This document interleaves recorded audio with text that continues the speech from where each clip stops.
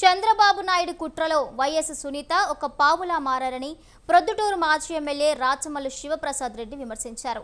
YS వివేకానందరెడ్డిని ఎవరు హత్య చేశారో ప్రపంచమంతా తెలుసన్నారు. వివేక హత్యతో జగన్, భారతి, భాస్కర్ రెడ్డి, అవినాష్ రెడ్డికి ఏం సంబంధం అని ప్రశ్నించారు. వివేకానందరెడ్డి కుమార్తె సునీత మనసులో చంద్రబాబు విషవృక్షం నాటారని విమర్శించారు.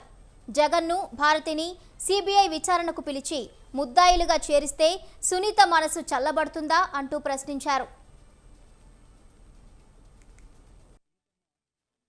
మరణాన్ని, హత్యను ప్రపంచానికి చెప్పాలని, ఇది సహజ మరణం కాదు హత్య అని చెప్పి చెప్పాలని, ఆ హత్య ఎవరు చేసినారో ప్రపంచానికి తెలియజేయాలని, ఆ హత్య చేసిన వారు చేపించిన వారిని న్యాయస్థానంలో నిలబెట్టాలని, న్యాయస్థానం ద్వారా శిక్ష వేపించాలా బిడ్డగా ఆమె బాధ్యత, కూతురుగా ఆమె బాధ్యతను సగటు మనిషిగా రాచమల్లు లాంటి మనుషులు అందరూ స్వాగతిస్తారు. నేను కూడా స్వాగతిస్తాను. కానీ దురదృష్టం ఇక్కడ ఏంటంటే చంద్రబాబు నాయుడు గారి పుణ్యమా అని, పచ్చ మీడియా పుణ్యమా అని సునీతమ్మ గారి ఆలోచనలు బిడ్డగా తన బాధ్యతను నిర్వర్తించే స్థాయిని పరిధిని దాటి నేరం చెయ్యని వారిని, నిరపరాధులను కూడా జైళ్లల్లో మగ్గబెట్టే స్థాయికి కక్ష సాధింపుగా, అక్కసగా, అపోహతో జైళ్లల్లో మగ్గదీయాలనేంత స్థాయికి ఆమె పోయింది. ఇదే మా దురదృష్టం. ఎన్నో విషయాలను జగన్మోహన్ రెడ్డి గారి కుటుంబం ఈ హత్యకు సంబంధించిన ఎన్నో విషయాలు వాళ్ళు చెప్పడానికి అవకాశం ఉన్నా కానీ చెప్పలేకపోవడానికి, మీడియా ముందుకు రాలేకపోవడానికి కారణం తన పినతండ్రి యొక్క మర్యాదకు భంగం కలిగించకూడదని. ఎంతసేపు సునీతమ్మ ఈ దిశగా సిబిఐ విచారణ చెయ్యలేదు అని మాట్లాడుతూ ఉంది. అర్జున్ రెడ్డి అంటది,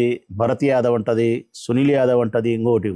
మరి ఎందుకు మరొక దిశగా కూడా ఆలోచన చేయకూడదు ప్రజలారా? ఆ మరొక దిశే వివేకానంద రెడ్డి గారికి మరొక ముస్లిం వనితతో సహజీవనము, సంబంధం కలిగి ఉండడం, వారిరువురి సంబంధం ఫలితంగా కుమారుడు జన్మించడం, ఆయన ఎంతో సన్నిహితంగా ఆ ముస్లిం వనితతో, ఆ కుమారునితో ఉండడం, అది తెలిసిన కుటుంబ సభ్యులకు బాధ, కోపం కలగడం, మీకు తన తండ్రి ఈ వయసులో పరాయి స్త్రీతో సంబంధాన్ని కలిగి సంతానాన్ని కలగలిగితే వారితో దగ్గరగా ఉంటే ఆస్తిని వాళ్ళకు రాపిచ్చే ప్రయత్నమో, ప్రేమను పంచే ప్రయత్నం చేస్తే ఏ కుటుంబ సభ్యులకైనా కోపం వస్తుంది, బాధ కలుగుతుంది.